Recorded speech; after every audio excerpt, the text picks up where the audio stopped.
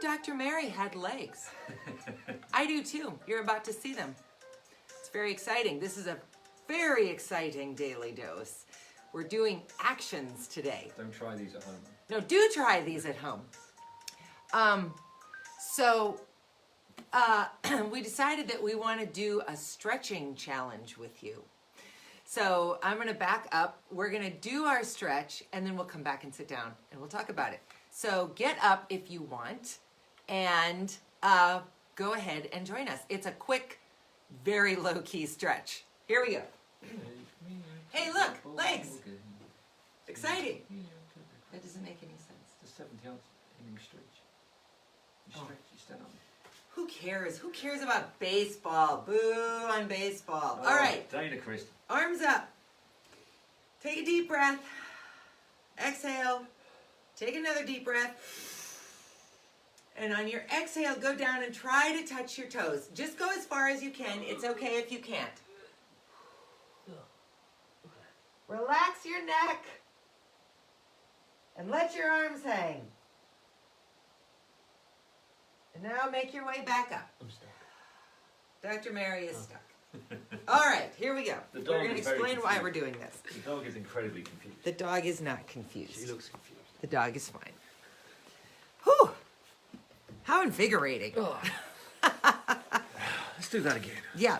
So we were talking today this morning about things that are difficult and how you might overcome them.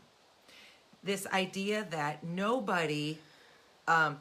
Mary, you look like you've been punched in the face because of this shadow. No. You look like a ruffian. Turn that thing off. Okay. Oh my gosh, that's better. This idea that it's hard to get started. It's hard to,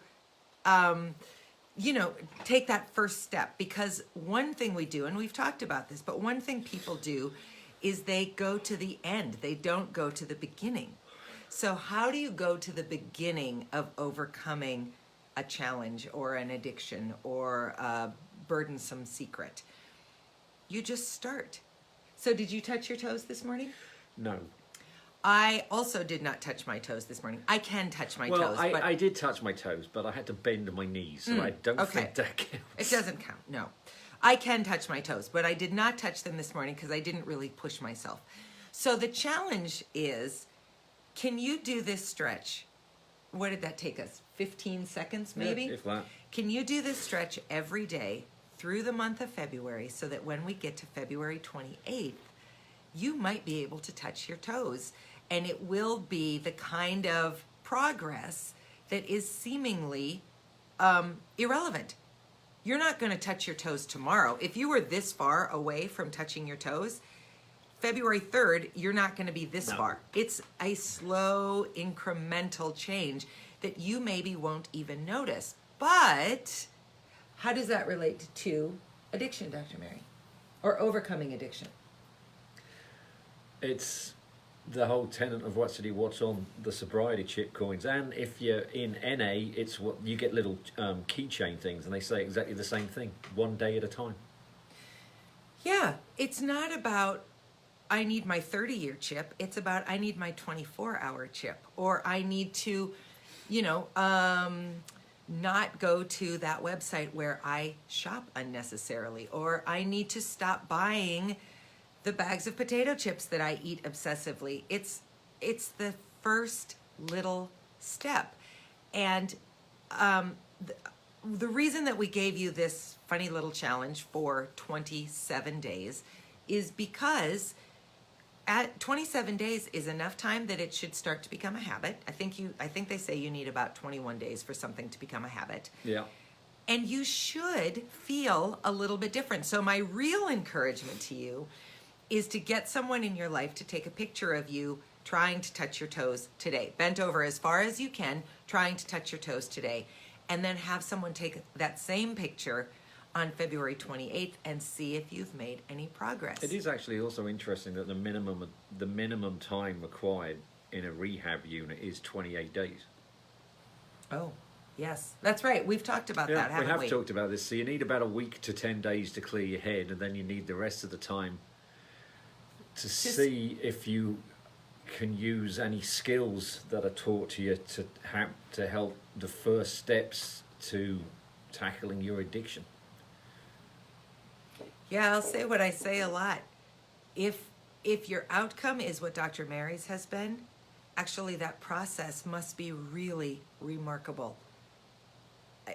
I've never had 28 days to focus solely on myself. Yeah, no, and it's... I don't hear me minimizing the extremely difficult emotional, physical work that goes into rehab, because even just having viewed it peripherally, I understand it's not a spa.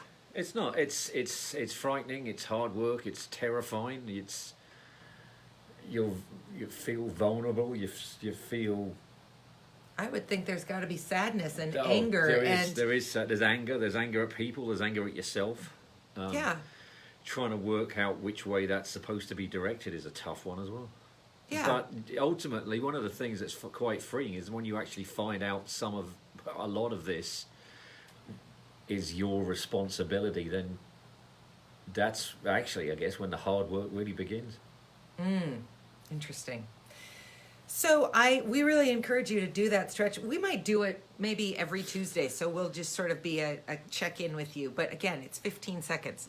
So we need to acknowledge yesterday. Yesterday, Dr. Mary, as most of you know, got his 4-year chip because Patty Sen, a previous guest of ours, Thank you helped again. me get a chip. Well, she got the chip and I picked it up from her. She didn't help me. She got the chip. Dana went into super stealth ninja mode. I knew nothing about this. I'll just say, as bright as Dr. Mary is, he's fairly unconscious, so it's easy to do. I was trying to give you a compliment. I there. know.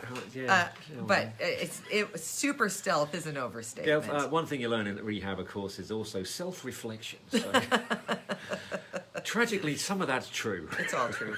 Anyway, I wanted to show you what Dr. Mary does with his chips. Quinn designed this for him.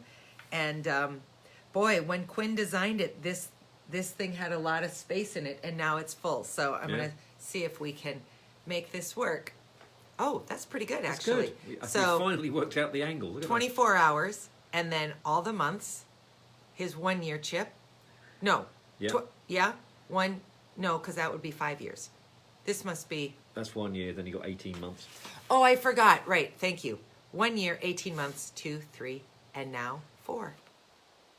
So Dr. Mary keeps this hung up downstairs, kind of next to the television, because then you see it all the time. And then you have some other stuff on top of it. Do you want to show that? In case you're wondering why on earth is an 18-month chip, you get used to it and you kind of set yourself a goal of, oh, it's another month I can get a chip. But then suddenly you've got your year. Oh, that's right. And another year's a long time. So some bright spark. And I think it's brilliant. Said, well, let's do an 18-month one. Because it's a bit of a blow to wait 18 months. And then, 6 months. 6 months. And then you have to wait another 6 months to get your 2-year one. So actually...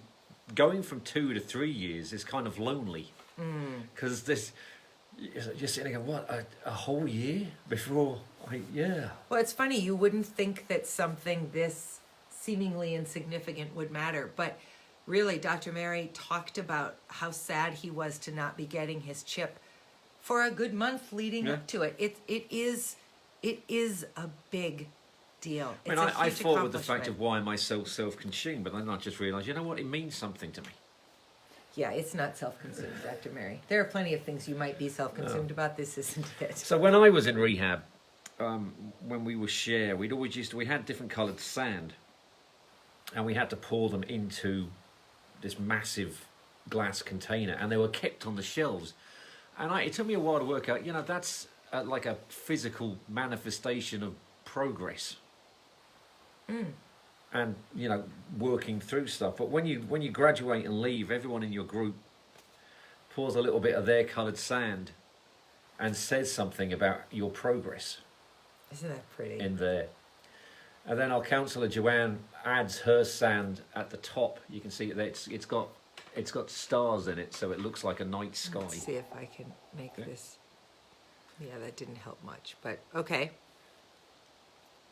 All right, keep going, please. And she puts a little, and then you get a stone, and mine says truth. which is quite poignant because when I first met her, I was lying about myself right through my own teeth. Actually, I don't even know if I was really 100% convinced I was lying, but clearly I was. So I glued my stone to the top of that so I don't lose it, and I keep that on top of his chips. And there is someone near the Twin Cities, quite near the Mall of America and the airport, who's going, what? I also got this. 6 months into my sobriety, I was helping my mother-in-law and her partner Bob move, because that's when they made the big move to move from Moorhead to the Twin Cities. And she gave me this when I just finished packing the van. And she goes, and she said she wanted me to have this, and she said, this is honestly I am so proud of you, Chip. It's a mother-in-law chip. It's a mother-in-law, 6 months, I'm proud of you, Chip. So I keep that on that container too. Yeah. She's clapping by myself. Yes. I'm sure you're clapping for yourself as well, Mother. Yeah, so thanks to everybody. So thank you. All the people that said congratulations, that meant a lot to both of us. Who reached out yesterday, who watched the Daily Dose, who celebrated with us. We know that there are lots of people who never get to the 4th year. Lots and lots of people. And so we don't take it for granted. I never take your sobriety for granted. Neither do I. I count on it, but I don't take it for granted because, we're all prone to falling back into things. Yeah, and people I know have been sober for a lot longer than I, so that they don't take it for granted either. And, there are AA meetings are replete of people that, they start again. But if you do, then, you've got the courage to start again. So, I got the greatest respect for that. There's a lapse and there's a relapse, and there's a world of difference between the two of those. And I think we may have talked about this. Yeah, explain it quickly. We've got a couple minutes. So a lapse is, it's just something happens, and some people refer to it as a muscle memory. Some guy was explaining his lapse. He said, I wasn't even aware I was doing it. He just was having an incredibly bad day, went home, swung by a liquor store, bought himself a small bottle or something, woke up the next day and said, I've just thrown away 6 years of my life. And he just... No, 6 years of sobriety. 6 years of sobriety. Yeah. Well, 6 years of his life of being sober. Oh, okay. I'm sorry. Just said, well, I got two choices. And, again, it's a quote. Sometimes people quote things from film, but when he told this story, he actually said, you either get busy dying or get busy living or get busy dying. So he just took his 24-hour chip and went on from there. Yeah. That's a lapse. That's a lapse.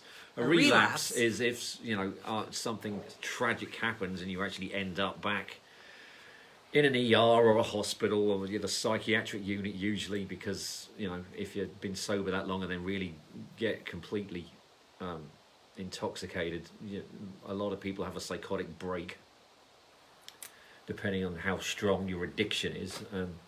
So that, unfortunately, is a relapse, and that one's harder to come back from. But possible. But again, possible. Yeah. And again, the greatest respect for anyone who stumbled but kept going. So, to just wrap up this little stretching thing we started with, if you get up tomorrow and you don't stretch on Thursday. Yeah. Just because you missed a day, just because you lapsed, doesn't mean you don't get up and start again. But when you get up and do it, you've accomplished something, so the rest of the day should be easier. Absolutely. One step at a time. Mm-hmm. Tomorrow we are pre-recording, so we won't be live, but we'll be on at 8:30. And I think that's everything, right? I got nothing. I'm all stretched out for the day. Thanks again to everybody who sent support. Yes, thank you.